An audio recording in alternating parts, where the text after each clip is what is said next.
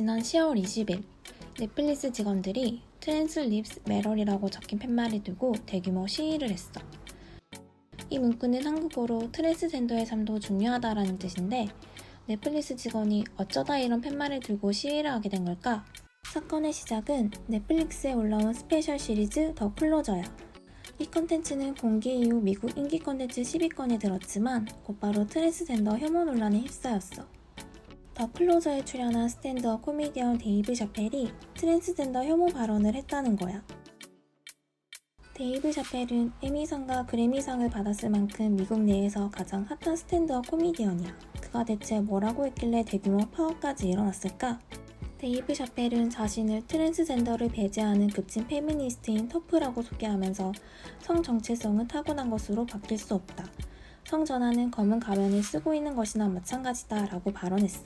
데이브 샤펠의 혐오 논란은 이번이 처음은 아니야. 이전에도 동양인, 성소수자를 조롱하는 발언으로 논란을 일으켜온 인물이지. 사실 일부 넷플릭스 직원들은 컨텐츠가 올라가기 전 문제를 제기했었어. 하지만 회사 측은 경각심을 가지지 않았고 이를 편집 없이 그대로 내보낸 거야. 오히려 SNS에 회사를 비판하는 글을 올린 직원 3명을 징계하고 이번 파업을 주도한 트랜스젠더 직원을 해고하기도 했어. 넷플릭스 측은 파업 때문이 아니라 직원이 기밀 정보를 유출한 것으로 의심돼 해고 조치를 내렸다고 해명했지만 의혹은 가라앉지 않았어. 여론이 더욱 악화되자 넷플릭스 공동대표인 사란도스는 회사가 직원들과 제대로 소통하지 못했다고 인정했어. 곳곳에서 비판이 계속되고 있는 만큼 이번 논란은 쉽게 사그라들지 않을 것으로 보여. 넷플릭스는 지난 3월 업계 최초로 다양성 보고서를 발간했었어. 이는 USC 애넌버그 포용정책 등과 함께 발간한 보고서로 젠더, 인종, 민족성, 성소수자, 장애 등 22개 항목의 다양성 지표가 활용됐어.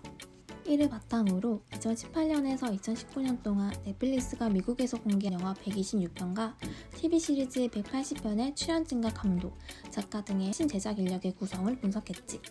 연구 결과에 따르면 다양성은 19개 항목에서 개선되고 있는 것으로 나타났어. 특히 유색인종의 여성 감독, 시리즈물의 여성 크리에이터 비율이 높아졌고 출연진의 흑인 배우 비율도 업계 평균을 넘는 수치였지. 그에 비해 성소수자와 장애를 가진 등장인물의 수는 매우 드물었어. 다양성을 평가하고 개선 방향을 수립하는 게 연구의 목표였던 만큼 상대적으로 수치가 낮았던 두 항목에 큰 관심을 기울여야 하는 상황이었던 거지. 하지만 안타깝게도 성소수자와 관련된 다양성 논란이 일어난 거야. 물론 짧은 시간 안에 개선 방향을 수립하고 실천하는 건 힘들 수 있어. 하지만 이번 논란에서 넷플릭스가 보여준 행보는 아쉬운 게 사실이야.